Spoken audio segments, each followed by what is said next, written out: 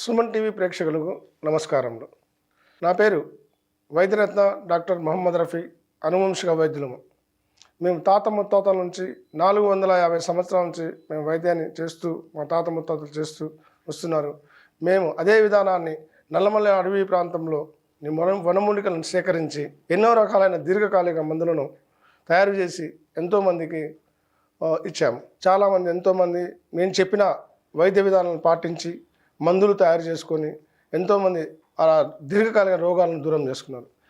ఈ కాలంలో ముఖ్యంగా ఎన్నో రకాలైన సమస్యలకు బాధపడడంలో ముఖ్యంగా మగవారు ఆడవారు ఎక్కువ సమస్యలకు గురవుతున్నది లైంగిక సమస్యలు. ఈ లైంగిక సమస్యలు మగవారిలో ఉన్నాయి, ఆడవారిలో ఉన్నాయి.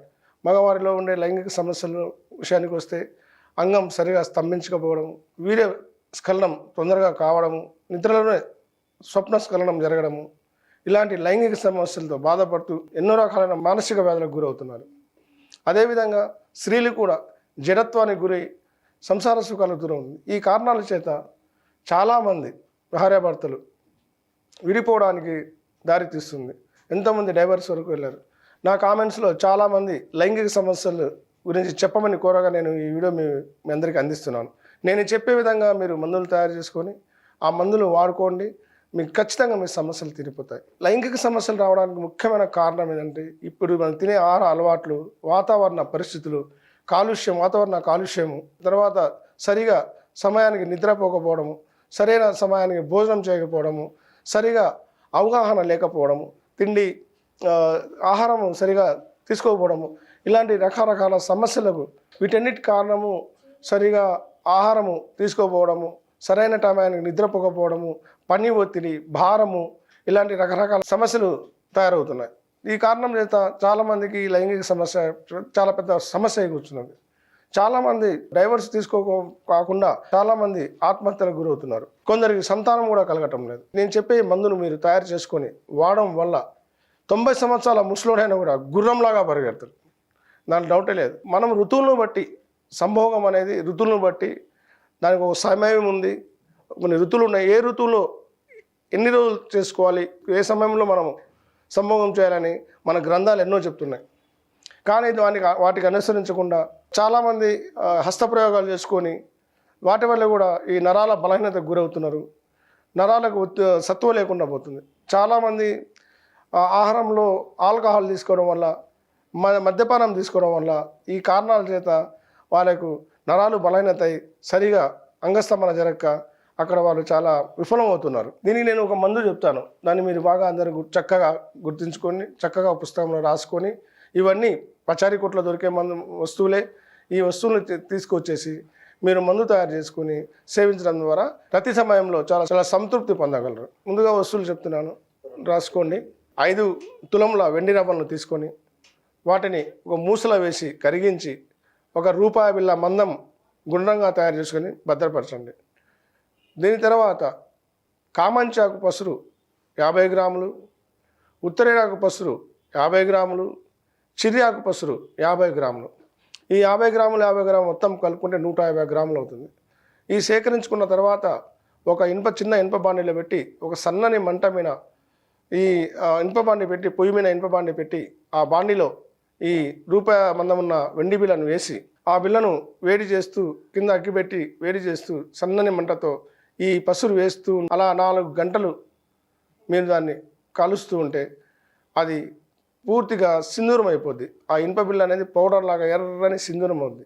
ఈ సింధూరాన్ని మీరు ప్రతిరోజు ఉదయాన్నే ప్రాతకాలం తినక ముందు ఒక బియ్యపు గింజ పరిమాణం తేనె అనుపానంగా తీసుకోవాలి. అదేవిధంగా రాత్రి బియ్యపు గింజ పరిమాణం భోజనానికి 1/2 గంట ముందు దీన్ని తీసుకోవాలి. ఈ విధంగా తీసుకోవడం వల్ల మీ శరీరం కండరాలు కానీ నరాలు కానీ బాగా దృఢంగా తయారైతే మంచి శక్తి పట్టుతో వస్తుంది. ఎలాంటి సమస్య మీకు ఉండదు. ఇదే చూర్ణం వాడడం వల్ల చాలామందికి సంతానం కలగని వాళ్ళకు సంతానం కలిగింది. మగవాళ్ళకి కౌంట్ తక్కువ ఉన్న వాళ్ళకి కౌంట్ పెరిగింది. ఆడవాళ్ళకు సరిగా అండాలు రిలీజ్ కాకపోతే స్త్రీలకు అండాలు మంచిగా రిలీజ్ అయిపోయింది. ఈ సంతానం కలగడానికి కొన్ని సమయాలలో మనం రతిలో పాల్గొన్నప్పుడు ఖచ్చితంగా సంతానం కలుగుతుంది. చాలామంది ఎక్కడికెక్కడికో వెళ్ళి ఏదేదో రకాల మందులు వాడుతున్నారు. దానివల్ల పిల్లలు కలగక చాలామంది చాలా అవమానానికి గురై ఆడవాళ్ళు చాలా బాధపడుతున్నారు. కాబట్టి నేను చెప్పి బాగా గుర్తుంచుకోండి. సమయం అనేది ఋతుస్రావం అయిన స్త్రీ బహిష్ట అయిన 15 రోజుల నుంచి 15, 16, 17 ఈ 3 రోజులలో స్త్రీ పురుషులు ఇద్దరు రతిలో పాల్గొంటే ఖచ్చితంగా మీకు సంతానం కలుగుతుంది.